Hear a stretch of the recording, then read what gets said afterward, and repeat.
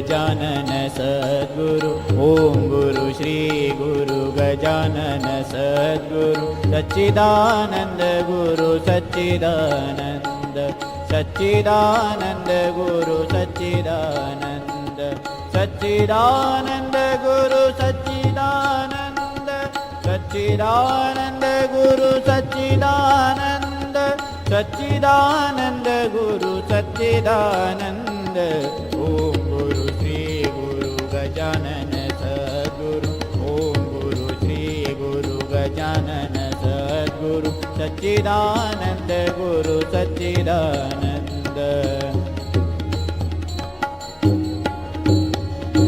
सच्चिदानंद गुरु सच्चिदानंद सच्चिदानंद गुरु सच्चिदानंद सच्चिदानंद गुरु सच्चिदानंद ओम गुरु श्री गुरु गजानन सद्गुरु ओम गुरु श्री गुरु गजानन सद्गुरु सच्चिदानंद गुरु सच्चिदानंद सच्चिदानंद गुरु सच्चिदानंद सच्चिदानंद गुरु सच्चिदानंद सच्चिदानंद गुरु सच्चिदानंद सच्चिदानंद गुरु सच्चिदानंद ओम गुरु श्री गुरु गजानन सद्गुरु ओम गुरु श्री गुरु गजानन सद्गुरु सच्चिदानंद गुरु सच्चिदानंद सच्चिदानंद गुरु सच्चिदानंद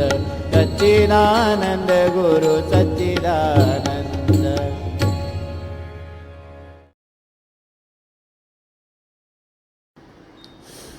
जय गजानन। ठाणे उपासना केंद्राच्या यूट्यूब चॅनलवर आपण सर्व गजानन भक्तांचे मी राजेश बापूरावजी पेठे स्वागत करते। गेले 10 दिवस आपण ज्येष्ठ आणि श्रेष्ठ निरूपणकारांकडून श्री गजानन महाराज विजय ग्रंथामधील अध्यायाचे निरूपण ऐकतोय। आज आपण श्री गजानन महाराज विजय ग्रंथामधील 11व्या अध्यायाचे निरूपण ऐकणार आहोत आणि या 11व्या अध्यायाच्या निरूपणासाठी आपल्याला लाभलेले वक्ते आहेत श्री सुनील भाऊ भालचंद्र देशपांडे। त्यांचा अल्प परिचय मी आज आपणास करून देत आहे। प्रखर वक्ते आणि गजानन महाराजांच्या साहित्यामधील अभ्यासक म्हणून त्यांची ओळख आहे। अकोल्याला त्यांचा शालेय मुलांचा अध्यापनाचा व्यवसाय आहे। श्री सुनील भाऊ यांना कविता लेखनाची खूप आवड आहे। गझल या काव्य प्रकाराच्या लेखनाचा आपल्याला अनुभव आहे।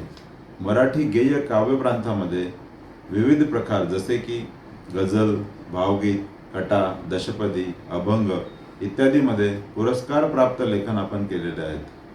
काही लघुकथा, लघु एकांकिकाही आपण केलेल्या आहेत। श्री सुनील भाऊ यांना लोकमत युवा कवी पुरस्कार, वसंत बापट पुरस्कार, कवी उ.रा.गिरी पुरस्कार असे अनेक पुरस्कारांनी आपल्याला गौरवण्यात आले आहे। गेल्या 10 वर्षापासून संत चरित्रावर प्रवचनात्मक व्याख्यानाचा उपक्रम आपण महाराष्ट्रभर राबवत आहात। बडोदा येथे संपन्न झालेल्या 91व्या अखिल भारतीय मराठी साहित्य संमेलनातील कवी संमेलनाचे अध्यक्षपद आपण भूषवलेले आहे। अशा हे ज्येष्ठ आणि श्रेष्ठ निरूपणकार आज आपल्याला लाभलेले आहेत। त्यांच्या अमृतवाणीतून आपण 11व्या अध्यायाचे निरूपण ऐकूया। जय गजानन। ब्रह्मानंदं परमसुखदं केवलं ज्ञानमूर्ति द्वन्द्वातीतं गगनसदृशं तत्त्वमस्यादिलक्ष्यम् एकं नित्यं विमलचलं सर्वदी साक्षिभूतं भावातीतं त्रिगुणरहितं सद्गुरुं तं नमामि। गुरुब्रह्मा गुरुविष्णु गुरुदेव महेश्वरः गुरुः साक्षात् परब्रह्म तस्मै श्री गुरुवे नमः। कैलासराणा शिवचंद्रमौळी फणींद्रमाथा मुकुटी झळाळी कारुण्य सिंधू भवदुःखारी तुझ शंभो मजकोणतारी सर्वमंगलमांगल्ये शिवे सर्वार्थ साधिके शरण्ये त्र्यंबके गौरी नारायणी नमोस्तुते। जया लाभले कूलदत्तावधानी जया बोधती दत्तये वो निधामी स्वये कष्टती जय जना उद्धराया नमो रामचंद्रा नमो देवराया। अवधूत चिंतन श्री गुरुदेव दत्त। अनंत कोटी ब्रह्मांडाचे महाराज स्वामी, महाराज स्वामी. योगीराज प्रकटले येऊनी शेगावी ग्रामी, योगीराज प्रकटले येऊनी शेगावी ग्रामी. परब्रह्म सच्चिदानंद जय श्री सद्गुरुमूर्ती, परब्रह्म सच्चिदानंद जय श्री सद्गुरुमूर्ती. महाराजाधीराज ज्यांची त्रिखंडात कीर्ती, महाराजाधीराज ज्यांची त्रिखंडात कीर्ती. भक्त प्रतिपालका समर्था जय श्री गजानना, भक्त प्रतिपालका समर्था जय श्री गजानना. सदैव मुची घ्यावी सेवा, सदैव मुची घ्यावी सेवा. हीच से प्रार्थना, हीच से प्रार्थना. अनंत कोटी ब्रह्मांड नायक महाराजाधिराज योगीराज परब्रह्म सच्चिदानंद भक्त प्रतिपालक शेगाव निवासी समर्थ सद्गुरु श्री गजानन महाराज की जय. जय गजानन. श्री गजानन महाराज उपासना केंद्र ठाणे यांच्या वतीने ही प्रवचन मालिका श्री गजानन विजय ग्रंथावर आधारित निरूपणात्मक प्रवचन मालिका आपण दर दिवशी श्रवण करत आहात. आज 11वा अध्याय, त्यावरची निरूपण सेवा, त्यावरची निरूपण सेवा मला इथे आपल्या समोर सादर करण्याची संधी आयोजकांनी दिलेली आहे. खरं तर आतापर्यंत ज्या ज्या विद्वज्जनांनी अध्याय परत्वे निरूपण मांडलं, आपल्याशी संवाद साधला, त्यानुसार त्या पातळीचं कदाचित माझं निरूपण कदाचित नसावं. मी आपला साधा गजानन महाराजांचा सेवक आहे, भक्त आहे, आपल्या सगळ्यांच्या मध्ये असलेला एक सर्वसामान्य श्रोता आहे. खरं इतरांचं निरूपण ऐकून श्रींच्या सेवेमध्ये काही भर घालावी या मनोदयाने मी आपल्या समवेत आहे. पण महाराजांच्या मनाची ही रूपरेषा कदाचित असावी, इच्छेची रूपरेषा असावी, म्हणून ती आज्ञा शिरसावंद्य मानून महाराजांच्या आज्ञेने, प्रेरणेने, कृपेने आपल्यासमोर विनयपूर्वक सादर होतो आहे. अनुमती असावी. गजानन विजय ग्रंथामध्ये प्रत्येक अध्यायाच्या पाठी महाराजांचं काहीतरी सांगणं आहे, काहीतरी प्रबोधन आहे, आणि ते सांगणं यथार्थपणे कदाचित शक्य होणार नाही, परंतु त्यांच्याच कृपेने जे जे काही चिंतनामध्ये आलं ते कथा, लीला, प्रसंग परत्वे आपल्यासमोर मांडावं या प्रांजळ हेतूने सादर होतो आहे. 11व्या अध्यायामध्ये महाराजांच्या भक्तांपैकी भक्तराज भास्करांना महाराजांनी मोक्षाप्रत नेलं, प्रत्यक्ष समाधी योग साधून दिला. हा महत्वाचा वृत्तांत आहे. अनंत कोटी ब्रह्मांड नायक महाराज कृपाळू आहेत, परमपरात्पर आहेत, भक्तवत्सल, भक्त प्रतिपालक आहेत. महाराजांची कृपा संपादन करणाऱ्या भक्त मांदियाळीमध्ये श्री भास्कर महाराजांचं स्थान हे फार मोठं आहे. महाराजांच्या या 11व्या अध्यायाच्या कृपा कथेमध्ये दासगणू महाराज सुरुवातीला मंगलाचरण मांडतात. पारायण करत असताना किंवा अभ्यास म्हणून वाचत असताना, पठण करत असताना आपली श्रद्धा, आपला भक्तिभाव शुद्ध व्हावा, अतिशय तरल अशा अवस्थेमध्ये जावा म्हणून शरणागत होऊन आपल्या आराध्याची विनवणी करण्यासाठी दासगणू महाराज प्रत्येक अध्यायाच्या प्रारंभी मंगलाचरण मांडतात. या 11व्या अध्यायामधलं मंगलाचरण तर अतिशय मोलाचं आहे. श्री महेशाचं, श्री महादेवाचं स्तवन श्री दासगणू महाराजांनी अतिशय प्रासादिकपणे मांडलेलं आहे. 12 ज्योतिर्लिंगाचं महात्म्य आपल्या सगळ्यांना माहीत आहे. त्या 12 ज्योतिर्लिंगाचं स्तवन दासगणू महाराजांनी मंगलाचरणामध्ये मांडलेलं आहे. श्री गणेशाय नमः. हे ओंकार रूपा पशुपती, हे भवानी वरा दक्षिणामूर्ती, ब्रह्मांडात जितुक्या विभूती, तितुके तुझे रूपे देवा.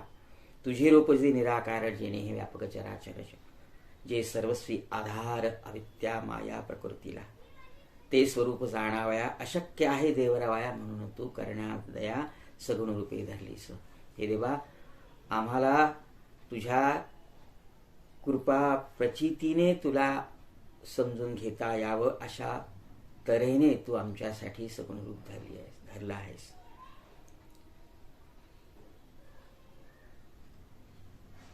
या अध्यायामध्ये आणखी एक मंगलाचरणामध्ये सांगण्यासारखं आहे की 12 ज्योतिर्लिंगाचं महात्म्य आपल्या सगळ्यांना माहीत आहे. सौराष्ट्रीय सोमनाथांचे सगळ्यांना माहीत आहे. पण या अध्यायामध्ये दासगणू महाराज ईश्वराला विनवणी करतात. तू सोमनाथ विश्वेश्वर, हिमे केदार ओंकार, क्षिप्रा तटाकी साचार, महाकाल तुचकी, नागनाथ वैजनाथ, नागनाथ वैजनाथ, कृष्णेश्वर वेरुळात, त्र्यंबक तुला म्हणतात गोदावरीच्या तटाकी. तू भीमाशंकर, मल्लिकार्जुन रामेश्वर, तू गोकर्ण रूपी शंकर, तू महादेव शिंगणापुरी. त्या अवघ्या कारण असो माझे साष्टांग नमन, माझ्या त्रितापांचे हरण, शीघ्र करी दीनबंधो. सगळ्या ज्योतिर्लिंगाच्या प्रती हा सद्भाव, हा साष्टांग प्रणिपात नमन केल्यानंतर दासगणू महाराज कथेला सुरुवात करतात.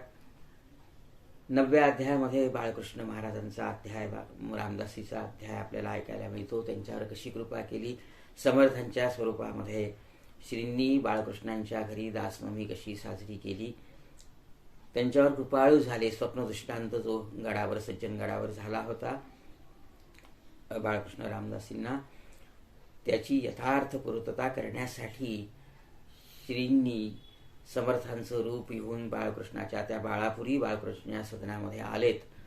तो अत्यंत सुंदर अध्याय 9व्या अध्याय आपण ऐकला. त्याच वेळेला समर्थांनी स्वप्नदृष्टांत देऊन जो काही संशय बाळकृष्णांना आला होता त्याचं निरसन केलं आणि मग महाराजांची समर्थ समजून पूजा झाली. महाराज आणि समर्थ एक आहेत या श्रद्धेने बाळकृष्ण बुवांनी आपल्या घरी पूजा केली आणि महाराजांना विनवणी केली की महाराज काही दिवस मला आपली सेवा साधू द्या. तेव्हा महाराज म्हणाले की मी पुढच्या वर्षी पुन्हा येईल. त्याप्रमाणे महाराज बाळापूरला दुसऱ्या वर्षी बाळकृष्णाच्या सदनामध्ये आलेत आणि तिथे उत्सव यथासांग संपन्न झाला. त्यावेळेला आता महाराजांची लीला भास्कर महाराजांवर कृपाळू होणार होती. एक विसाळलेलं कुत्र भास्करांना येऊन चावलं.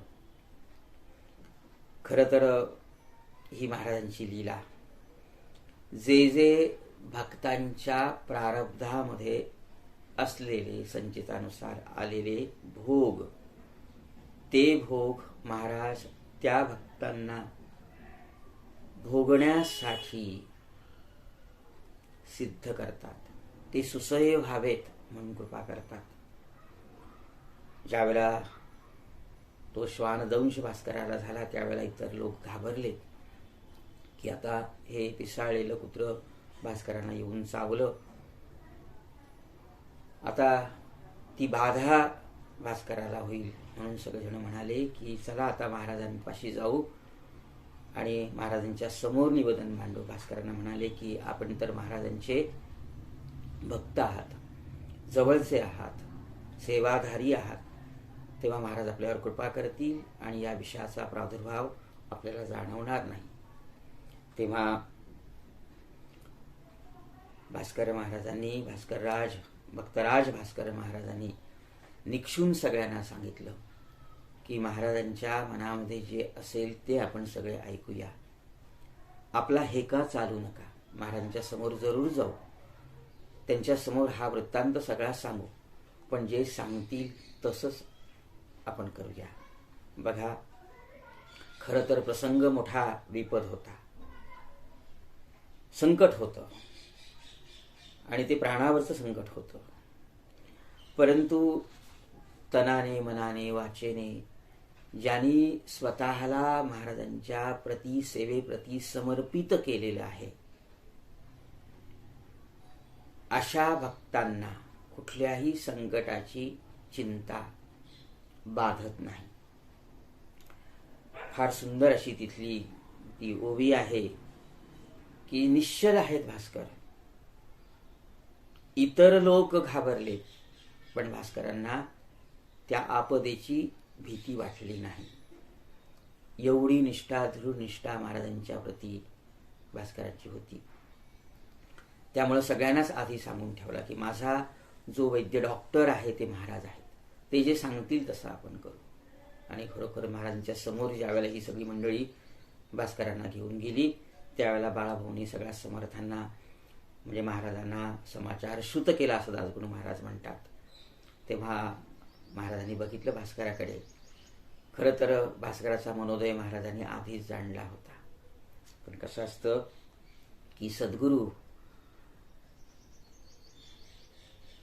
दरवेळेला आपल्या शिष्याच्या मनाची, तनाची, श्रद्धेची शुद्धी करून घेतात. की आता हा प्रसंग ज्यावेळेला ओढवला त्यावेळेला माझ्या भास्कराचं मन कसं असेल, यासाठी महाराजांनी थोड्याशा थट्टेच्या स्वरामध्ये भास्करांच्या समोर महाराज म्हणाले की अरे भास्करा, तू नाही का त्या सुखलाल अग्रवालाची गाय, द्वाड गाय मला सांगून ती शांत केली होती. तिचा द्वाडपणा या कुत्र्याच्या निमित्ताने पुन्हा उद्भवून तुला डसला.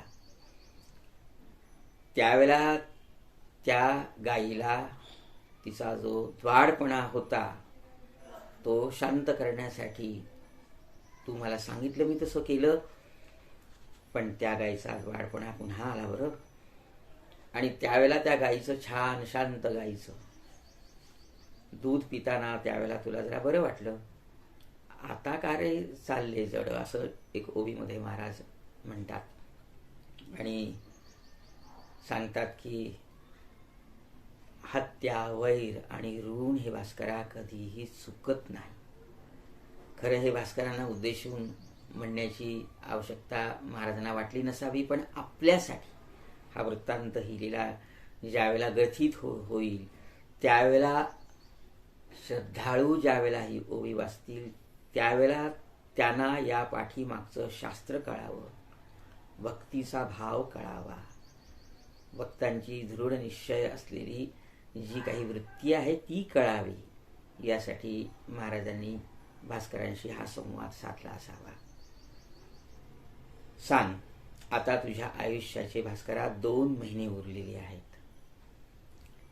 संचित, प्रारब्ध आणि क्रियमान या त्रयीमधून आपण वाटचाल करतो आयुष्याची. तुझ्या संचिताप्रमाणे जे काही प्रारब्ध होतं त्याचा भोग तू भोगला. आता क्रियमान जास्त वाढवायचं नसतं. 2 महिने आयुष्याची उरलेली आहेत, ते पूर्ण कर, मग नंतर तुला जन्माला येणे नाही.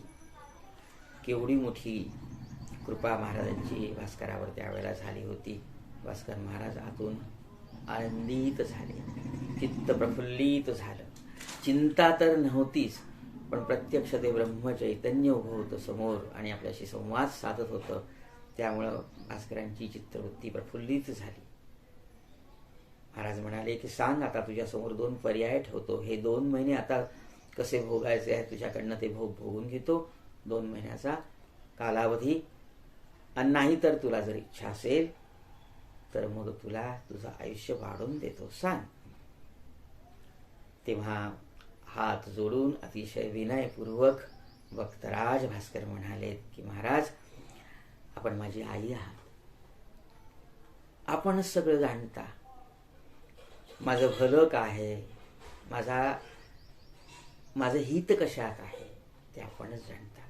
लेकुराचे अवघे हित माता एक ते जाणत, ऐशा एका अभंगात श्री तुकोबा बोलली. कसं महाराजांची कृपा ज्यांच्यावर असते त्या भक्तांचा मनोदय कसा असतो हे ते सुंदरपणे पाहायला मिळतं.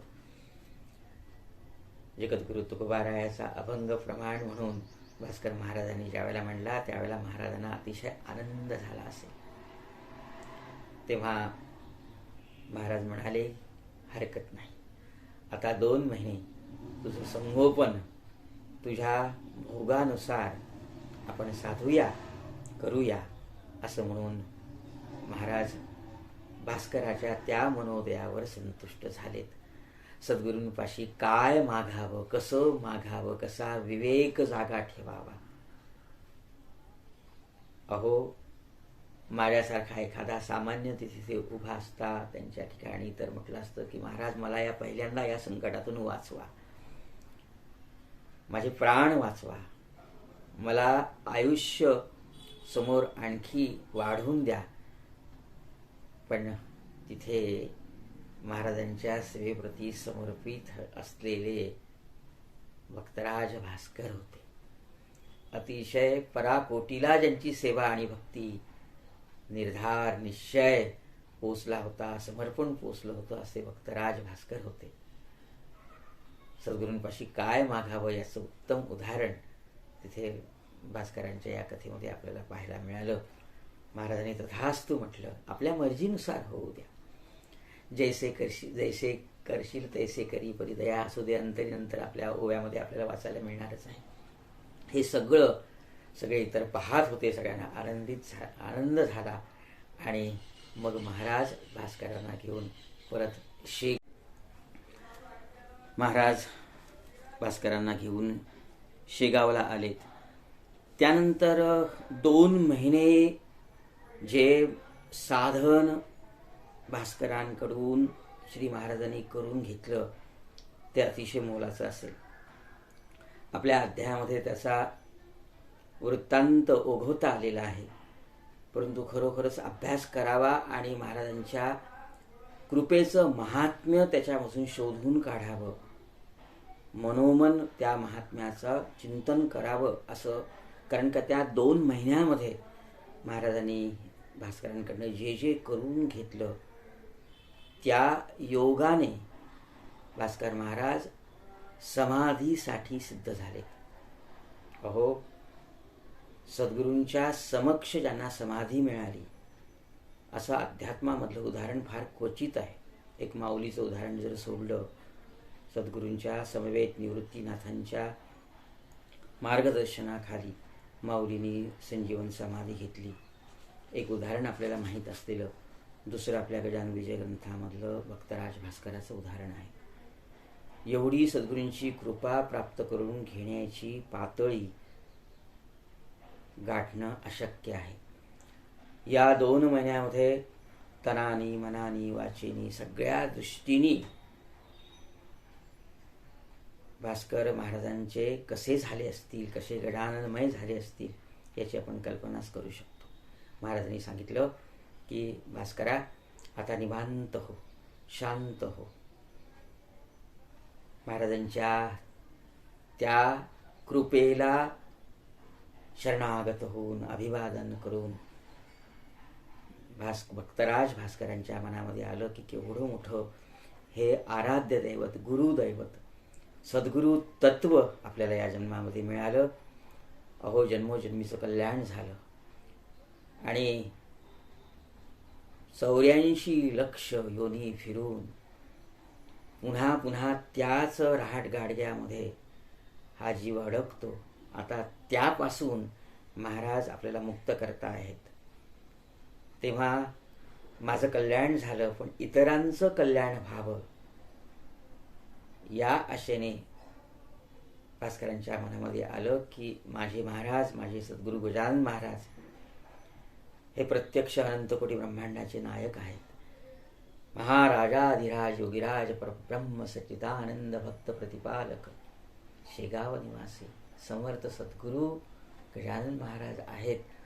तर पुढच्या पिढीला देखील हा कृपेचा प्रसाद प्राप्त व्हावा.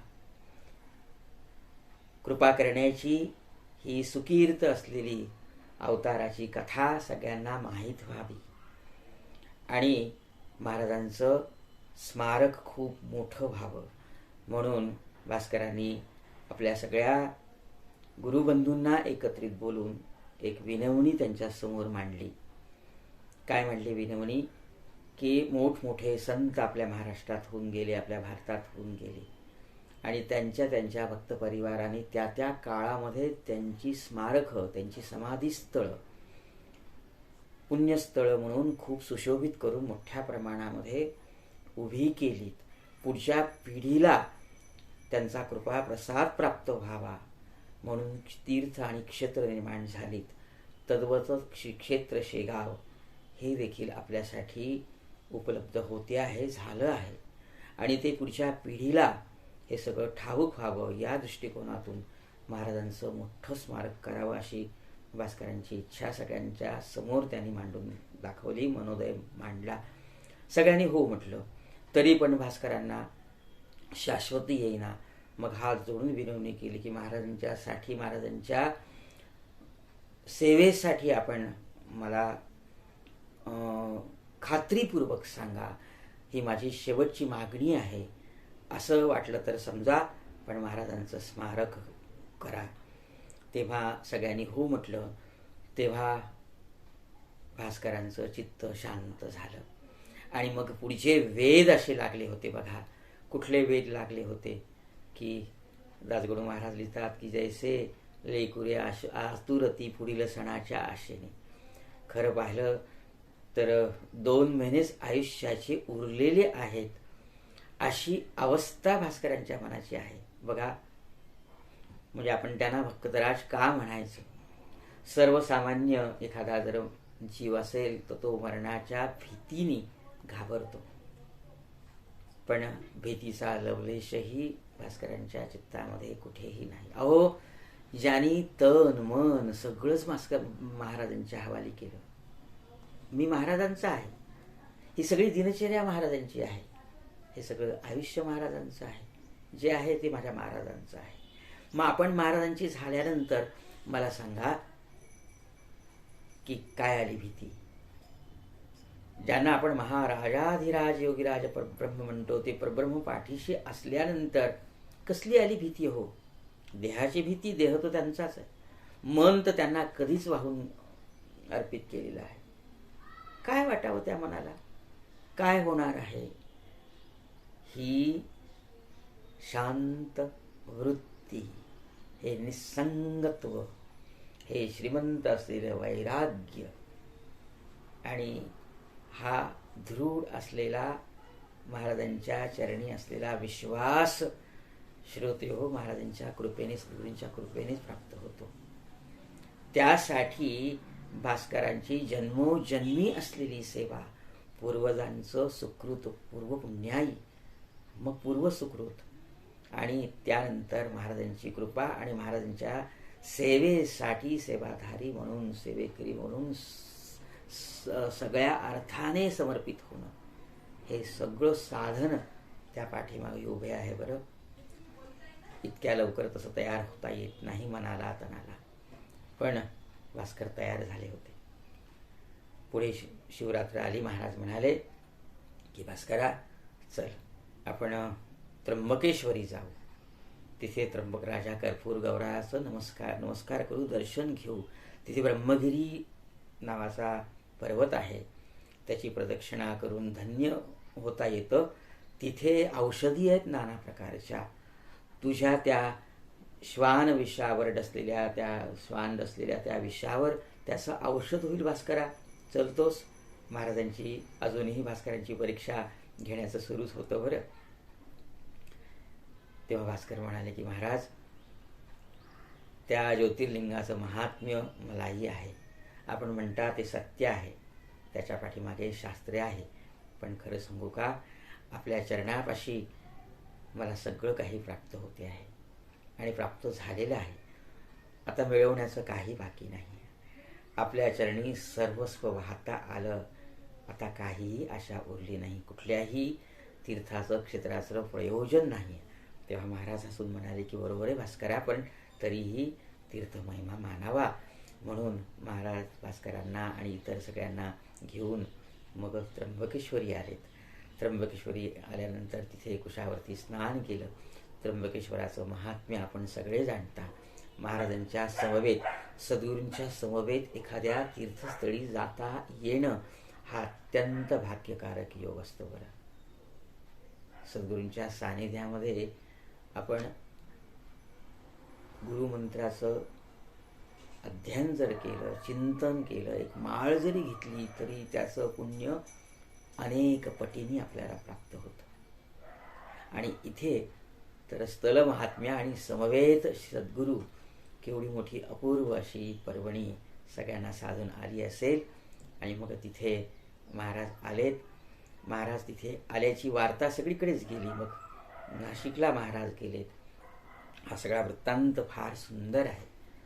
स्थळाचं महात्म्य सद्गुरूंच्या समवेत कसं अनुभवावं याच्यावर एक वेगळं प्रवचन होऊन जाईल. की सद्गुरूंच्या समवेत एखाद्या गावी जायचं, जसं शेगावकर पंढरपूरला श्री महाराजांच्या समवेत आषाढी एकादशीला जात असत, तसं ते महात्म्य किती अपूर्व आपल्याला नंतर वाचायला मिळतं, पाहायला मिळतं. बापूना काळेंच्या अध्यायामध्ये तसाच अपूर्व योग. किंवा व्यंकटलाल ज्यावेळेला नर्मदेच्या दर्शनासाठी महाराजांच्या समवेत गेले, तोही अद्भुत असा अध्याय आहे. श्री महाराज आपल्या भक्तांना घेऊन अनेक ठिकाणी जात असत. महाराजांच्या उद्धार करण्याच्या प्रक्रियेमध्ये तोही एक मोठा भाग असे. मग तिथे गेल्यानंतर नाशिकला महाराज गेलेत. नाशिकला गेल्यानंतर तिथे श्री काळारामाच्या मंदिरामध्ये समोर पिंपळाचा पार आहे. तिथे बापरे, तिथं तर मग गोपाळदास महाराजांची भेट झाली. संत दिसती वेगळाले परी स्वरूपी मिळाले, अशी जी उक्ती आहे ती सार्थ आहे बरं. गोपाळदास महाराज हे महंत तिथे महाराजांच्याच अशा अवलिया आविर्भावामध्ये राहत असत. त्यांना कळलं की महाराज आलेले आहेत, शेगावरून महाराज आलेले आहेत. मग तिथे महाराजांच्या तिथे मुक्काम होता पिंपळाच्या पारावर. तिथे महाराजांना बघून, महाराज आलेत हे ऐकून गोपाळदासाला आनंद झाला. आपल्या भक्तांना त्यांनी बोललो की आज माझा बंधू आला वराडातून गजानन. गोपाळदासाचा आनंद झाला. बोलले जवळच्या मंडळीला, आज माझा बंधू आला वराडातून गजानन, जाघ्या त्याचे दर्शन अनन्य भावे करून, माझी ही भेट म्हणून नारळ साखर त्यासी द्या, हा हार घाला कंठात, तो मी एक साक्षात देह भिन्न म्हणून द्वैत आम्हा उभयती मानू नका. बापरे, केवढं मोठं संतांचं एकत्व. खरं संत अथवा भगवंत एकरूप साक्षात, गोळाच्या त्या गोडीप्रत कैसे करावे वेगळे, असं दासगुरु महाराज पुढे आपल्याला सांगणार आहेत पुढच्या काही अध्यायामध्ये.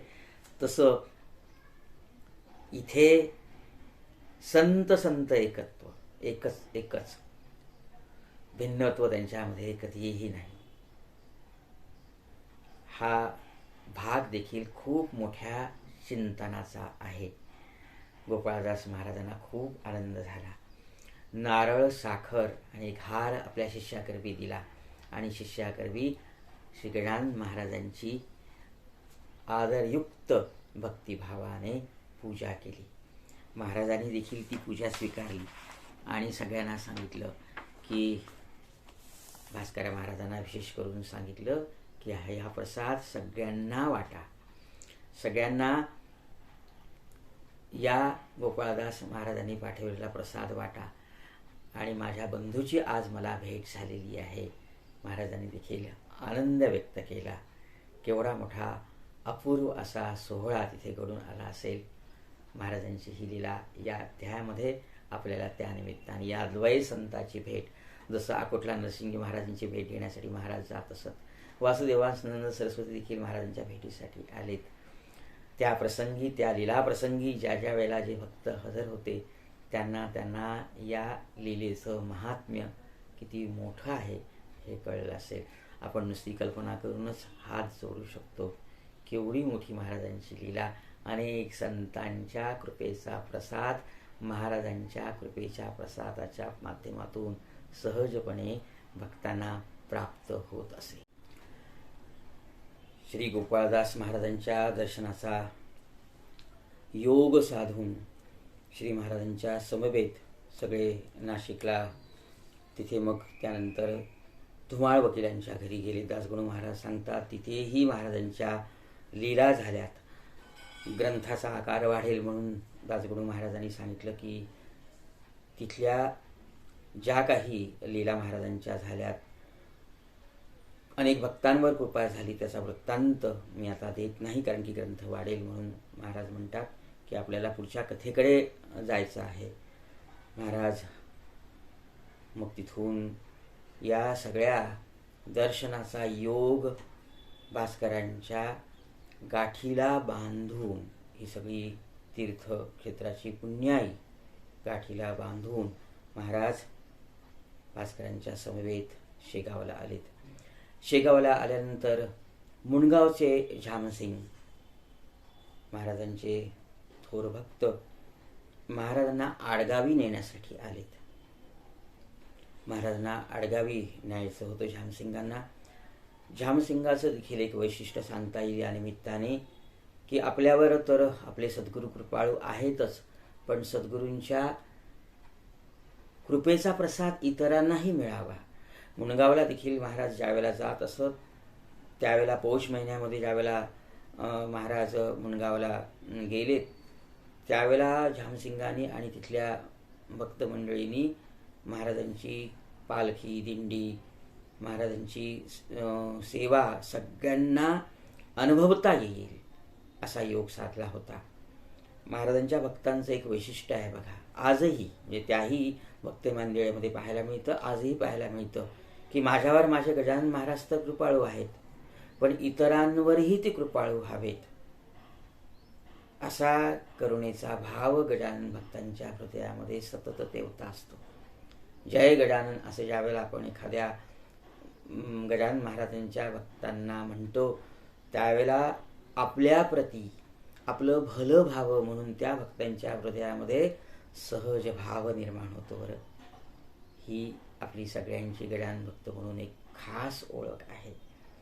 तेव्हा आडगावला महाराजांनी यावं, तिथल्या भक्तांना महाराजांचं दर्शन घडावं, तिथे महाराजांची सेवा साधता यावी म्हणून झामसिंग आले होते. बरं, तेव्हा महाराज म्हणालेत की झामसिंगा तुझं म्हणणं बरोबर आहे, पण मी सध्या येत नाही. तू आता परत जा, रामनवमी झाल्यानंतर मी येईल, कारण श्रींची रूपरेषा ठरली होती. सद्गुरू हे द्रष्टे असतात, त्यांचा अवतार नियोजनबद्ध असतो. जे आपल्याला आपल्या भविष्यातलं काहीही दिसणार नाही, सांगता येणार नाही, त्याचा अदमास घेता येणार नाही, ते सद्गुरूंना लख्खपणे दिसतं. त्यानुसार महाराज म्हणाले झामसिंगाला की रामनवमी झाल्यानंतर मी येईन तुझ्यासोबत आडगावला. मग महाराजांनी झामसिंगाला निरोप दिला. झामसिंग आज्ञा शिरसावंदे मानून परत गेलेत. पुन्हा रामनवमी झाल्यानंतर मग महाराजांच्या सेवेसाठी झामसिंग आलेत.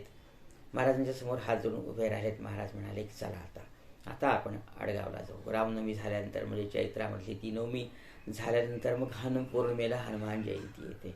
हनुमान जयंतीचा उत्सव, त्यासाठी महाराज आडगावला गेलेत. यथा सांग तो उत्सव पार झाला, पार पडला, संपन्न झाला. अहो, महाराजांची उपस्थिती ज्या नेमाला, उत्सवाला, ज्या एखाद्या कार्याला लागते, त्या कार्याची यशस्वीता, त्याची महती काय गावी. प्रत्यक्ष महाराज समवेत आहेत. आणि आपले महाराज शास्त्रानुसार, परंपरेनुसार, वहिवाटेनुसार आणि तिथला जो को लोक शिरस्त आहे त्याच्यानुसार भक्तांकडनं त्यांची भक्ती करून घेतात. सगळ्या गोष्टीला महत्त्व देत कुठल्याही गोष्टीचा, परंपरेचा अनादर होऊ नये याच्याविषयी महाराज आपल्याला निक्षून सांगतात. उत्सवाचा काला झाल्यानंतर मग महाराजांनी एक लीला केली. भक्तराज भास्कर सोबत होतेच, आणि मग एक दिवस महाराजांनी स्वतःचा क्रोधावेश प्रकट करून भास्कराला मारण्यासाठी सुरुवात केली. आडरानामध्ये कोणी नाही, सोबत मंडळी सोबतची नेहमीची बाळाभाऊ वगैरे सगळे असतील. त्यावेळेला महाराज भास्कराला ताडतायत, मारतायत. एकाएकी महाराजांना काय झालं बा, सगळेजणच घाबरलेत. आणि भास्करांना मात्र आनंद होत होता. महाराजांच्या त्या भक्तवत्सल हातांचा जणू काही प्रसाद आपल्याला मिळतो आहे. तनूची शुद्धी महाराज करून घेत आहेत. असंही म्हणायला हरकत नाही की शक्तिपाताचा प्रयोगच महाराज करत आहेत. आपल्या लाडक्या शिष्याला सिद्ध करण्यासाठी देहाची शुद्धी मनाची तर झालीच होती, चित्ताची झाली होती, वृत्तीही जवळपास शमल्या होत्या.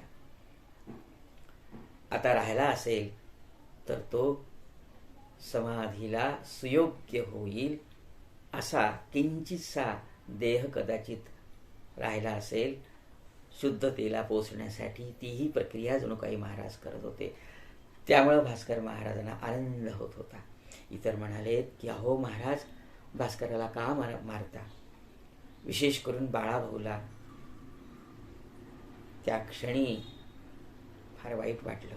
महाराजांना विनवणी केली की महाराज, भास्करांना असं मारू नका. ते आपले भक्त आहेत,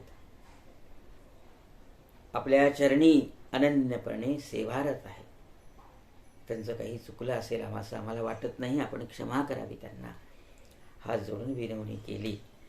महाराजांनी जे कृत्य त्यांच्या इच्छेनुसार करायचं होतं ते कृत्य पूर्ण केलं. शांत झाले. मुक्कामाच्या ठिकाणावर आल्यानंतर भास्करांना महाराज म्हणाले, भास्करा, आज मी तुला जे ताडणाचं त्या रानामध्ये कृत्य केलं ते तुला कळून आलंच असेल. दासगडू महाराजांची प्रासादिक भाषा आहे बरं, अगदी थेट. प्रासादिकता म्हणजे थेटपणा. इतकं सुंदर दासगडू महाराज लिहितात की आपल्या समोर तो प्रसंग उभा राहतो.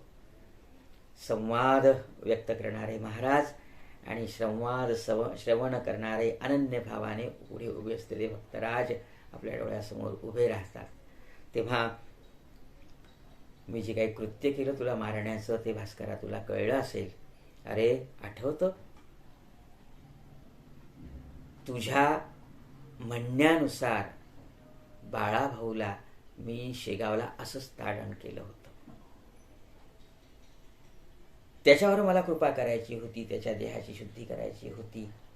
तो त्याचा जरी भाग झाला तरी माध्यम भास्करा तुझा देह आणि तुझं म्हणणं झालं ना, मग तो देखील एका क्रियमाणाचा भाग असू शकतो ना भास्करा. मग आपल्याला तर संपूर्ण संचित प्रारब्धाच्या माध्यमातून पूर्ण करून प्रारब्धाचा भोग पूर्णपणे आटपून संपन्न करून त्याची सांगता करून नव्या क्रियमाणालाही नष्ट करून आता आपल्याला नारायणाच्या चरणी स्थिर व्हायचं आहे ना भास्करा. म्हणून ते क्रियमान नासण्यासाठी मी हा प्रयोग केला. भास्कराच्या मनाची समजूत महाराजांनी घातली तर भास्कर तर समजलेच होते. तेव्हा हात जोडून भास्कर म्हणाले असतील की महाराज, आपण सगळं माझ्यासाठी करता आहात. या 2 महिन्यामध्ये आपली सगळी कृती माझ्यासाठी, माझा उद्धार करण्यासाठी, मला मोक्षाप्रत नेण्यासाठी, समाधी योग साधून देण्यासाठी, माझ्या या सगळ्या देहबुद्धीला, देह प्रारब्धाला, देह संचिताला आपण शुद्धत्वाकडे नेत आहेत. केवढी आपण कृपा करतात महाराज. म्हणून अनन्य भावे साष्टांग नमन भास्करांनी केलं असेल. महाराजांनी परत हसून भास्करांना परत तथास्तु म्हणून आशीर्वाद दिला असेल. केवढे आपले महाराज कृपाळू आहेत. असा क्षण क्षण, दीन दीन आणि प्रहर प्रहर महाराजांच्या कृपेचा भक्तराज भास्कर समाधीपूर्वी सिद्ध होण्यासाठी अनुभवत. श्री महाराजांनी मनोमन भास्करांना हे सगळं सांगितलंच असेल, पण बाळाभाऊला देखील महाराज म्हणाले की भास्कराचं क्रियामान नासवण्यासाठी, निवटण्यासाठी, दूर करण्यासाठी, त्याचा नाश करण्यासाठी मी हे कृत्य केलं. त्यामुळं त्या क्रियामानामधून आता भास्कर माझा मुक्त झाला. पुढे महाराज भास्करांना, बाळाभाऊंना म्हणाले की आता भास्कराच्या आयुष्याचे 2 दिवस उरलेले आहेत. वद्यपंचमीला जाईल तो. तेव्हा आता सगळ्यांनी तयारी करा तशी. आणि मग बघा कसं असतं की ज्या दिवशी भास्करांना समाधी द्यायची आहे त्या दिवशी महाराज भास्कराला जवळ बोलवतात. हात जोडून समोर भास्कर महाराज उभे असतील आणि मग महाराज म्हणतात, समर्थ म्हणते भास्कराला, भास्करा, तुझे प्रयाण आज दिवशी आहे जाणं. पद्मासन घालून पूर्वाभिमुख बसावे. चित्त वघे स्थिर करी, चित्ती साठवावा हरी. वेळ आली जवळ खरी, आता सावध असावे. इतर जना कारण म्हणू लागले, करा भजन विठ्ठल विठ्ठल नारायण. ऐसे उच्च स्वराने हा तुमचा बंधू भला, जातो आज वैकुंठाला. त्याच्या करा पूजनाला माळ बुक्का वाहून. श्रोते हो, महाराज म्हणतात, भास्करा, आज तुझं प्रयाण आहे. इतरांना सूचना देतात, अगदी संक्षिप्तपणे सांगतात की कसं बसावं, पूर्वाभिमुख कसं बसावं. पद्मासन घालून बस भास्करा, पूर्वाभिमुख आसन कर आणि मग चित्ती तो नारायण धारण कर. आणि मग महाराजांनी इतरांनाही सांगितलं की त्याचं पूजन करा. हा तुमचा बंधू आज वैकुंठाला जातो आहे. बापरे, केवढा मोठा शब्द महाराजांनी तिथे उच्चारला. आणि त्याप्रमाणे फार मोठ्या आनंदाने, शांत चित्ताने भास्कर महाराज सिद्ध झाले, तयार झाले. इतरही लोक हे सगळं चकित होऊन बघत होते. भास्करे घातले पद्मासन, नासाग्री दृष्टी ठेवून. वृत्ती अवघ्या केल्या लीन, अंतर्मुख होऊन या. भास्करांनी पद्मासन घातलं. महाराजांनी सुचवल्याप्रमाणे दृष्टी नासाकरी स्थिर केली. वृत्ती सगळ्या लीन केल्या. वृत्तीची निवृत्ती झाली बरं. आणि मग अंतर्मुख झालेत. अंतर्मुख ही क्रिया महाराजांनी भास्करांना निश्चितचपणे आधी शिकवली असेल. वृत्ती कशा लीन करायच्या याची तर साधना भास्करांनी महाराजांच्या समवेत ज्यावेळेला आपल्या त्या अकोली जहागीरपासून जे महाराजांच्या समवेत भास्कर आले होते तेव्हापासूनच या सगळ्या वृत्ती लीन केल्या होत्या. शरणागतता, लीनता सद्गुरूंपाशी कशी असावी याचं एक उत्तम उदाहरण श्रोते हे भास्कर महाराजांच्या जीवनचरित्राच्या अध्यायामधून पाहायला मिळतं. पूर्वीपासून त्यांच्याकडे संत सेवा, सचोटीचा व्यवहार आणि जे शास्त्र सांगतं, निसर्ग सांगतो त्या नियमाने जीवनचर्या किंवा जीवनमान अनुक्रमाने व्यतीत करणं हा परिपाठ. त्यामुळं ज्या वृत्ती शमत नाहीत अशा वृत्तीचा उद्भवच भास्करांच्या जीवनामध्ये झाला नसेल, की ज्या वृत्ती अगदी मरण जरी घशाशी आलं किंवा आपल्या प्राण जरी अगदी कंठाशी आले तरीही त्या वृत्ती शमत नाहीत, अशा वृत्ती भास्करांनी आधीपासूनच संग्रहित केल्या नव्हत्या. महाराजांची कृपा त्यांच्या घराण्यावर होती, त्यांच्यावर होती. पूर्वसुकृती याला म्हणतात. आणि मग महाराजांचा ज्या वेळेला महाराजांच्या चरणी समर्पित होण्याचा योग प्राप्त झाला तेव्हापासून तर सगळ्या वृत्ती लीन केल्या. शरणागतता अध्यात्मामधली किती मोठी आहे, सेवाभाव किती मोठा आहे आणि त्याची फलश्रुती काय आहे श्रोते इथे पाहायला मिळतं. अंतर्मुख होऊन वृत्ती स्थिर झाल्या. एकदा वृत्तीची निवृत्ती झाली की सगळा आसना योग महाराजांच्या कृपेने सद्गुरूंच्या कृपेने जुळून येतो बरं. मग दृष्टी नासाग्री ठेवली आणि मग महाराज दूर बसून हे सगळं पाहतायत. वृत्ती अवघ्या केल्या लीन अंतर्मुख होऊन या. भक्त भास्करा पूजिती, माळा बुक्का वाहती, ते कौतुक पाहती, समर्थ दूर वैसून या. आपला हा सत्शिष्य आपण सांगितलेल्या मार्गावर प्रशस्तपणे उभा राहिला आहे. सद्गुरूंना आनंद केव्हा होतो माहिती का? जेव्हा शिष्य त्यांच्या सांगण्यानुसार वर्तन करतो त्यावेळेला. आणि इथे तर मोक्षाप्रत जाण्याचं वर्तन भास्कराज करत होते. तेव्हा आपल्या गजानन महाराजांना, भास्कर महाराजांच्या सद्गुरूंना किती मोठा आनंद झाला असेल. म्हणून कौतुक हा शब्द तिथे राजगुरू महाराज इथे योजता आहेत. आणि समर्थ दूर बसून सगळे कौतुक पाहत आहेत, सगळे भजन करतायत. विठ्ठल विठ्ठल नारायण उच्च स्वराने करतायत. भजन झाले एक प्रहर, माध्यानासी आला दिनकर. महाराजांनी हर हर शब्द केला मोठ्याने. स्वतः महाराज हर हर म्हणाले. शिव समर्पित होण्यासाठी, या जीवाची त्या शिवाची गाठ भेट घडून देण्यासाठी महाराजांच्या मुखी हर हर शब्द आला. त्या सरसा प्राण गेला. भास्कराचा वैकुंठाला, संतांनी हाती धरिले जाला, तो पाहुणा हरीचा. किती मोठी ओळ आहे. अहो, महाराजांनी हातामध्ये धरून मोक्षाप्रत हरीच्या पदापर्यंत भास्करांना पोहोचवलं. वैकुंठ लोकाला महाराजांनी पोहोचवलं. खरं पाहिलं तर शास्त्रानुसार किंवा या निसर्ग धर्मानुसार या कुडीमधून प्राण बाहेर पडणं अतिशय कठीण असतं. लवकर प्राणत्याग होत नाही. पण महाराजांनी त्यांच्या कृपेने आणि महाराजांच्या भक्तीच्या फलश्रुतीने हे सगळं सुलभ केलं. तुका म्हणे केली सोपी पाय वाट उतरावया भवसागर दे.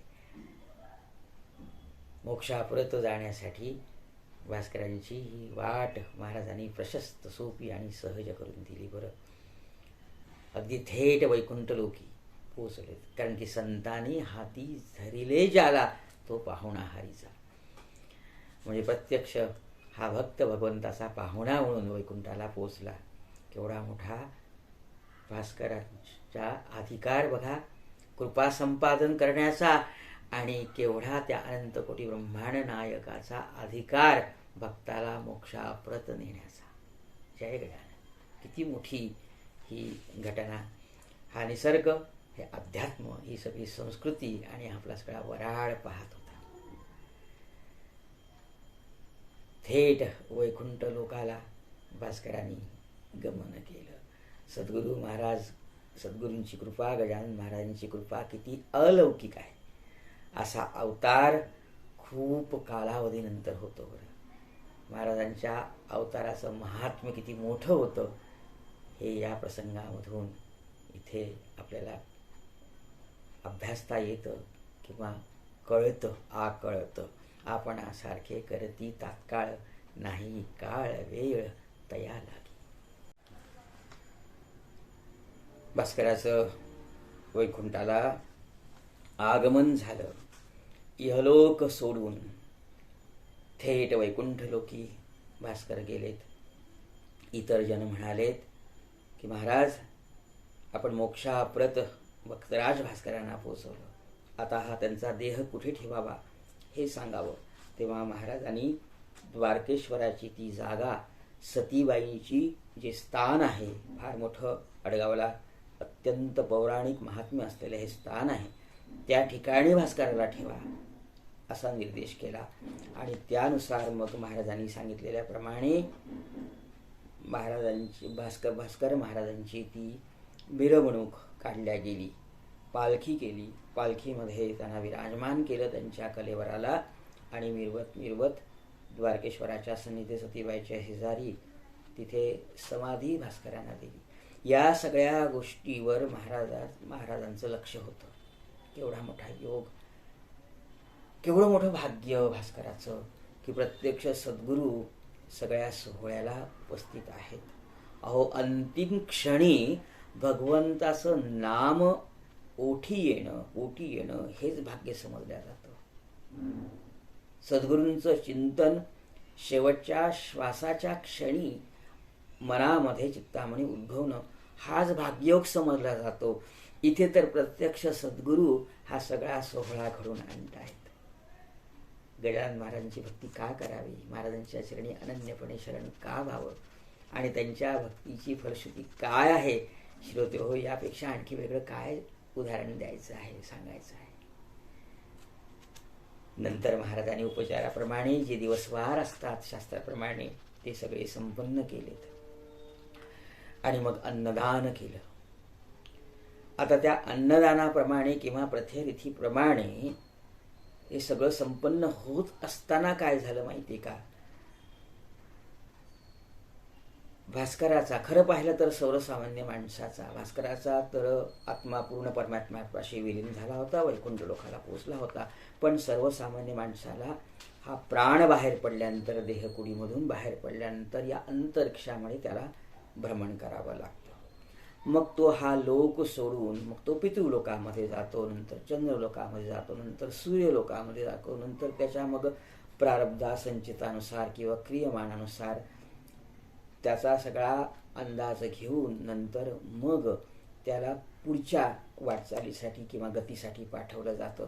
कोणाला गती प्राप्त होते किंवा सद्गती प्राप्त होते, किंवा काही जणांना आपापल्या प्रारब्धानुसार काळ लागतो असं शास्त्र सांगतं. पण इथे मात्र भास्करांना ह्या सगळ्या प्रक्रियेची आवश्यकता महाराजांच्या कृपेने उरली नव्हती. थेट वैकुंठ लोकामध्ये मग मधले सगळे टप्पे भास्करांनी सहजपणे पार केले होते. केवढी महाराजांची कृपा. आता काय झालं की भंडारा ज्यावेळेला चालू होता त्यावेळेला तिथे जे कावळे होते ते भास्करांचा प्रसाद मिळावा, पिंडाचा प्रसाद मिळावा म्हणून वाट पाहत होते. पण त्या कलशावर पिंड ठेवून ती प्रक्रिया करण्याचं प्रयोजनच काही उरलं नव्हतं.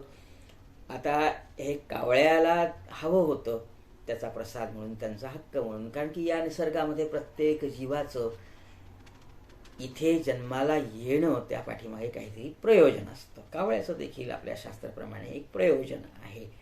ते प्रयोजन काही साधता नाही आलं म्हणून कदाचित कावळ्यांच्या मनामध्ये असेल की आम्हाला भास्कराचा प्रसाद मिळावा म्हणून त्या भंडाऱ्यामध्ये येऊन ते तिथल्या त्या झाडीमध्ये, बरीचशी झाडी होती आडगावला, खाली पंगत बसायची आणि वरती ते कावळे काव काव करायचे आणि मग त्या प्रसादासाठी आतुर व्हायचे. जेवणाऱ्यांना त्यांचा उपद्रव व्हायचा म्हणून काही लोकांनी त्या कावळ्यांना हुसकून देण्याचा प्रयत्न केला, मारण्याचा प्रयत्न केला. तेव्हा महाराज तिथे उभे राहिलेत आणि सांगितलं की अहो, या कावळ्यांना मारू नका. त्यांचा तो अधिकार मागण्यासाठी ते इथे आलेले आहेत, त्यांचं काही चुकलं नाही. म्हणून महाराजांनी सगळ्यांना थांबवलं आणि कावळ्यांना देखील सुचवलं की हे कावळ्यांनो, माझ्या भास्कराला अगदी थेट हरीच्या पदापर्यंत पोचता आलं बरं. मधल्या या सगळ्या प्रक्रियेची काहीही गरज आता उरली नाही. तेव्हा तुम्ही आता इथे येऊ नका, तुम्हाला हा प्रसाद मिळाला आहे असं समजा आणि हे ठिकाण वर्ज करा. काही लोक होते तिथे पाहत होते, म्हणाले की पक्ष्यांना महाराज समजून सांगतायत, ते आज्ञा मानतील का? माणसाचं ठीक आहे म्हणून काही कुत्सित विकल्प मनामध्ये आणणारे. कसं असतं, भक्तीमध्ये थोडंसं अंतर जर पडलं तर श्रद्धा तेवढी बसत नाही, निष्ठा तर नसतेच नसते. मग मनामध्ये विकल्प होतात आणि नाना प्रकारचे तर्क किंवा कुतर्क मनामध्ये येतात. साहजिकच आहे, तसं त्या इतर लोकांच्या मनामध्ये आलं. बघूया. मग दुसऱ्या दिवशी पण ते प्रसाद घेण्यासाठी ज्या वेळेला आले त्यावेळेला त्यांच्या लक्षात आलं की अरे, काल तर कावळ्याची गर्दी होती, कलकलाट होता सगळा, आज एकही कावळा नाहीये. महाराजांच्या त्या वाणीचा प्रभाव त्या पक्ष्यांनी ऐकलाय हे त्यांच्या लक्षात आलं. तेही शरण गेलेत महाराजांना. हा सगळा प्रसंग झाला आणि मग महाराजांच्या भास्करांच्या भक्तीला कुठेही उणेपणा येऊ नये म्हणून महाराज या सगळ्या सोहळ्यापर्यंत, या सगळ्या दिवसवारापर्यंत महाराज थांबलेत आणि मग आपल्या उरलेल्या शिष्यासह महाराज शेगावला आलेत. आणि मग पुढचा वृत्तांत दासगणू महाराज आपल्याला सांगतात की भास्कराला महाराजांनी थेट वैकुंठ लोकी पोचवलं. अनेकांवर महाराजांची कृपा होते. उद्धार करण्यासाठीच महाराजांचा अवतार आहे. जो माझा असेल, ज्याची निष्ठा बसेल, जो माझा असेल त्याचेच कार्य होईल असं महाराज म्हणतात. कार्य म्हणजे त्याचं निजहित साधल्या जाईल. निजहित साधणे म्हणजे उद्धार होणे. आपल्या सगळ्यांचं निजहित असं आहे बघा. हा जो जीव आपण घेऊन आलेलो आहे, जन्माला आलेलो आहे, हा जीव शिवापर्यंत जाऊन त्याच्यामध्ये विलीन होणे, हा जीवभाव शिवभाव करून घेणे. त्यासाठी खरं तर पाहिलं तर हा प्रपंच आणि सगळं राहाडगाडगं आहे. हा प्रपंच देखील परमार्थाला पोषक आहे. तो आपल्याला वारंवार शिकवतो, धैर्यही देतो, हिंमतही देतो, घाबरवतोही. आणि ज्यावेळेला हिंमत देतो त्यावेळेला सद्गुरूंच्या चरणी अनन्य भावाने शरण जाण्याची हिंमत हा प्रपंच देतो बरं. आणि ज्यावेळेला आपण जात नाही, सद्गुरूंच्या पासून दूर जाण्याचा प्रयत्न करतो, त्यावेळेला हा प्रपंच देखील घाबरवतो आपल्याला. नाना प्रकारच्या आपदा आपल्यावर का येतात, जणू काही तो प्रपंच त्या आपदा आपल्या वाट्यावर यासाठी आणत की आता तरी जाग हो बाबा, आता तरी त्या सद्गुरूंच्या चरणी शरणागत होऊन जा. म्हणून महाराजांची कृपा आपल्यावर दोन्ही प्रकारे होते. ते ज्यावेळेला सेवेसाठी बोलवतात तिथं पर्वणीच असते उद्धार होण्याची, करून घेण्याची. पण ज्यावेळेला एखादा दुर्दैव प्रसंग आयुष्यामध्ये येतो ना, तो देखील महाराजांच्या कृपेने आपला उद्धार करण्यासाठी अशी एक संधी पण देत असतो. गणूजवरेचा वृत्तांत या अध्यायाच्या शेवटी येतो तो तसाच. गणूजवरेचा वृत्तांत देखील तसाच फार मोठा प्रबोधन सांगणारा आहे बरं. दासगणू महाराज गणूजवरेंचा परिचय करून देतात. गणूजवरे हे अत्यंत गरीब कुटुंबामधले पण महाराजांच्या चरणी अनन्य भावाने शरणागत असलेले भक्त होते बरं. आपल्या वाट्यावर जे आलं ते आपण अनुसरावं. प्रारब्धाला दोष देऊ नये किंवा समाजाला दोष देऊ नये. कारण त्यामध्येच जी आपल्याकडे असलेली जबाबदारी आहे, आपली धारणा आहे, आपला धर्म आहे, तो प्रीतीपूर्वक पाळणे यामध्येच आपलं स्वहित असतं, निजहित असतं. गणूजवरे गरीब होते, मजुरीचं काम करायचे. त्या काळामध्ये दासगणू महाराज म्हणतात की दुष्काळाचं साल होतं म्हणून विहीर खोदण्याचं काम सुरू होतं की ज्या योगे पाणीही मिळेल आणि मजुरांना मजुरीही मिळेल, काम मिळेल मजुरीचं. गणूजवरे कामावर होता. कामावरचे जे प्रमुख होते मिस्त्री, त्यांची विहीर खोदण्याची प्रक्रिया सुरू होती. विहीर अगदी पाण्यापर्यंत जाऊन पाणी लागलं होतं विहिरीला, परंतु आतमध्ये कठीण असा खडक लागला होता की जो कुदळीनी किंवा पहारीनी सहजासहजी फुटणार नाही. म्हणून त्यांच्या प्रथेप्रमाणे त्या खडकाला सुरुंग लावून त्याच्यामध्ये स्फोटकं पेरून स्फोट घडवून आणून त्या खडकाला फोडणं हेच एक प्रयोजन होतं. म्हणून ती प्रक्रिया सुरू होती. खाली पहारीनी त्या खडकामध्ये भोकं करायची, छिद्र करायची, त्याच्यामध्ये ती दारू ठासून भरायची आणि मग त्याला आग लावून अग्नी लावून त्याचा स्फोट घडवून आणायचा. विहीर खोल गेलेली होती आणि मग आतल्या खडकामध्ये जे छिद्र केलेले त्याच्यामध्ये दारू ठासून जरूर भरल्या गेली, पण आता आग लावण्यासाठी आत कोण उतरणार? म्हणून अशी त्यांनी योजना केली की वरतून दोरीच्या साह्याने ती आग पोचवायची. दोरी सोडायची त्या छिद्राच्या तळापर्यंत किंवा तोंडापर्यंत आणि मग त्या दोरीच्या साह्याने एरंड पोकळ असतो आणि तो लवकर अग्नी पण धारण करतो, लवकर पेटतो आणि जळत राहतो. तेलबिया आहे ना, म्हणून एरंड्याच्या त्या पुंगळ्या दोरीवरून खाली सरकवत खाली जातील आणि त्या दारूच्या त्या पहारीने तयार केलेल्या छिद्रापाशी जातील आणि चार केले होते असे त्यांनी छिद्र, त्याची चारही स्फोटक आणि तो खडक मग पूर्णपणे फुटेल अशी योजना केली होती. आता झालं काय, त्या ज्या पेटवलेल्या ज्या काही एरंड पुंगळ्या होत्या त्या पुंगळ्या पेटून खाली सोडल्या, पण खाली तळाशी जाता जाता मध्ये दोरीच्या गाठीला अडकून बसल्या. आता ती पुंगळी कोण सरकवेल? मिस्त्रींनी सगळ्यांकडे बघितलं, कोणीच तयार होईना. अहो जीवावर बेतील ना. मग प्रसंग काय मोठा बाका होता, कोणाला सांगायचं की उतर म्हणून. आणि ती पुंगळी सरकवल्यानंतर तर स्फोट झाला आणि ते दगड जर उडाले तर कपाळ मोक्षच. हे सगळ्यांना मिस्त्री सहित माहीत होतं. मग मिस्त्रीची नजर गणूजवऱ्यावर गेली. गणूजवरे बिचारे गरीब. गणोबा खाली उतरायचं आता आणि तू हे काम करायचं, तूच हे काम करू शकशील असं मिस्त्रींनी दटावणीच्या स्वरामध्ये गणूजवऱ्यापाशी गणूजवऱ्याला सुचवलं. मिस्त्रीचा शब्द मोडवता आला नाही. एकतर गणूजवळे अगदी प्रांजळ होते, प्रामाणिक होते, आज्ञाधारक होते.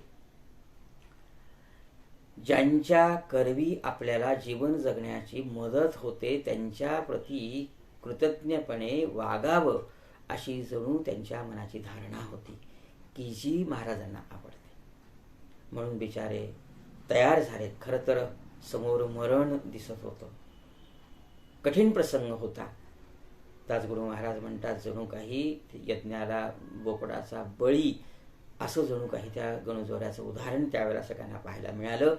गणूजवरे महाराजांच्या प्रति अनन्य भावे शरणागत होते. मनोमन महाराजांची प्रार्थना झाली की गजानना गुरुवरा, आता मला या संकटामधून आपणच एक मला निवारू शकता, तारू शकता.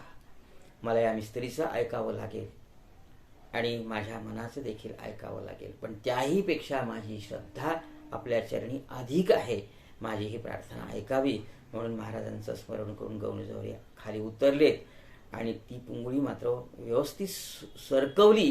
ती तळाशी गेली आणि तळाशी गेल्यानंतर दुसऱ्या पुंगळ्या ज्या सोडल्या होत्या वरतून बाकीच्या भारासाठी त्याही फुटल्या आणि एकाएकी सगळे जे काही स्फोटकं आहेत त्यांच्यापर्यंत तो अग्नी पोचला आणि अग्नी पोचवल्यानंतर मग धडाधड ते स्फोट व्हायला लागलेत. गणूजवऱ्यांना वरती येण्यासाठी अवसरही मिळाला नाही. सगळे वरतून घाबरले मिस्त्री सहित. काय झालं असेल त्या गणूजवऱ्यांचं? सगळ्यांना चिंता लागली. तो खडक फुटला काय आणि पाणी लागलं काय आणि सुरुंग वाचला काय हे सगळं बाजूला पडलं आणि सगळे गणूजवरेच्या बाबतीत चिंतित झाले. मिस्त्रींना तर खात्रीच व्यक्त करावीशी वाटली की खाली धुराचा खाली सगळा काही दिसत नाहीये. आसपास पुढे जसे दगड उडाले तसे गणूजवऱ्यांच्या ठिकऱ्या उडाल्या असतील त्या बघा. तेव्हा सगळ्यांनी शोध घेण्याचा प्रयत्न केला तर इकडे महाराजांची लीला अशी झाली होती की आमचे गणूजवरे महाराजांनी अलगद एका कपारीमध्ये दडवून ठेवले होते आणि एक मोठा धोंडा उडालेला त्या कपारीला झाकण म्हणून देखील महाराजांच्या लीलेने आणून ठेवला होता. बरं, गणूजवरे आतमध्ये सुरक्षित होते. वरच्या कोलाहलाला ज्यावेळेला गणू महाराजांनी गणूजवरेने ऐकलं वरती, त्यावेळेला सांगितलं, अहो मिस्त्री, गणू नाही मेला, गणू आत आहे, मला बाहेर येता येत नाही, कारण की त्या कपारीच्या तोंडाला एक मोठा दगड बसलेला आहे. सगळ्यांना आनंद झाला. अहो 10-5 लोक तर खाली आले, जर खाली आले आणि तो 10-5 जणांनी तो मोठा तोंडा बाजूला काढला. गणूजवरे वरती आलेत आणि सगळ्यांना आनंद झाला. गणू, खरोखरच महाराजांची तुझ्यावर कृपा आहे, खरोखरच तू महाराजांचा भक्त आहेस, असं म्हणून सगळे त्यांचं कौतुक करायला लागलेत. तोच गणूजवरे पळत पळत महाराजांच्या चरणी धावत आलेत आणि सांगितलं की महाराज, आपल्या कृपेने आज मी वाचलो. बरं, काळाच्या दाढेमधून महाराज आपण आपल्या भक्तांना कसे बाहेर काढता, याचं मूर्तिमंत उदाहरण मला माझं अनुभवता आलं. महाराज, अशीच कृपा माझ्या समवेत सगळ्यांवर असू द्यावी. महाराज म्हणाले, हे ठीक आहे बाबा, तुझा भक्तिभाव माझ्या चरणी आहे, माझ्या प्रती तू शरणागत आहेस, सद्गुरूंप्रती, त्या ईश्वराप्रती शरणागत आहेस माझ्या करवी, म्हणून ही गोष्ट शक्य करता आली. असं नेहमी असं करू नये बरं, अशी सवय लावू नये. श्रोतेहो, इथे महाराज आपल्याला सांगतात की उगीच अशा काही अघटित कृत्याला महाराजांची आपल्यावर कृपा आहे म्हणून का का करावं, का धजावं, उगीच आपल्या सद्गुरूंच्या त्या कृपेला का कसोटीला लावावं, आपण तरी विचार करावा. म्हणून महाराज म्हणतात की आता पुन्हा असं धाडस करू नको बरं गणू, आता ज्याचं तू ध्यान करतोस त्या ईश्वराने तुझ्या प्राणाचं रक्षण केलं, आता सुखाने राहा.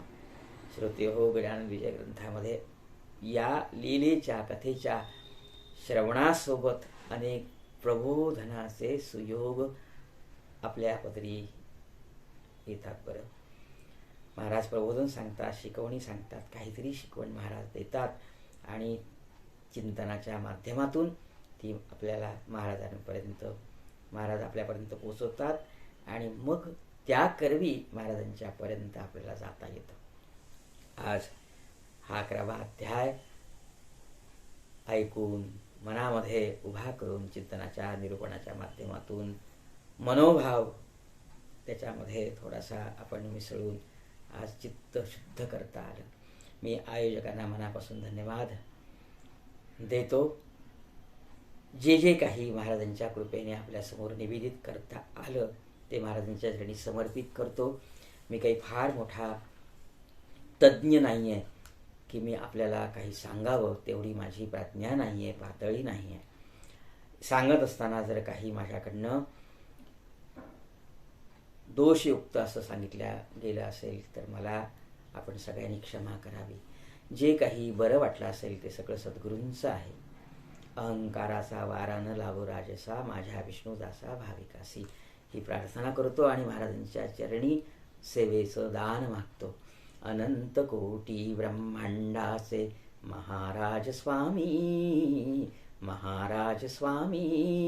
योगीराज प्रकटले येऊनी शेगावी ग्रामी. परब्रह्म सच्चिदानंद जय श्री सद्गुरुमूर्ती, महाराजाधीराज ज्यांची त्रिखंडात कीर्ती. भक्त प्रतिपालका समर्था जय श्री गजानना, भक्त प्रतिपालका समर्था जय श्री गजानना. सदैव मुची घ्यावी सेवा हीच से प्रार्थना, सदैव मुची घ्यावी सेवा हीच से प्रार्थना, हीच से प्रार्थना. अनंत कोटी ब्रह्मांड नायक महाराजाधिराज योगीराज परब्रह्म सच्चिदानंद भक्त प्रतिपालक शेगाव निवासी समर्थ सद्गुरु श्री गजानन महाराज की जय.